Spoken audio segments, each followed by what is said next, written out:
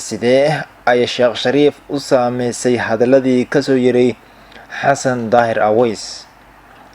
Xasan Daahir Aweys oo xabsi guri ugu jira dowladda Soomaaliya ayaa waxa uu ka hadlay hanjabaadii ka soo yeertay Sheekh Shariif Sheekh Axmed. Wadaadkan horey uga tirsanaa Xisbul Islaam iyo Al-Shabaab ayaa waxa uu Sheekh Shariif ku sifeeyay khiyaanoole beenlow ah.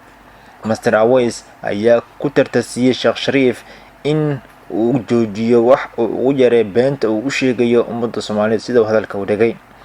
Ilwaraadyo ayaa sheegaya in hogaamiyaha xisbiga Himilo Qaran ay aad u maqaar xanuunjeen hadaladaasi kadib markii uu daawaday.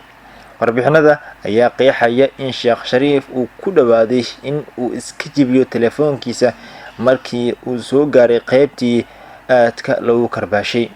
Si kastaba ha ahaatee, waxaa laga cabsi qabaa in muuqaalka Xasan Daahir Aweys uu holac ku sii shido khilaafka u dhexeeya mucaaradka iyo xukuumadda haatan jirta.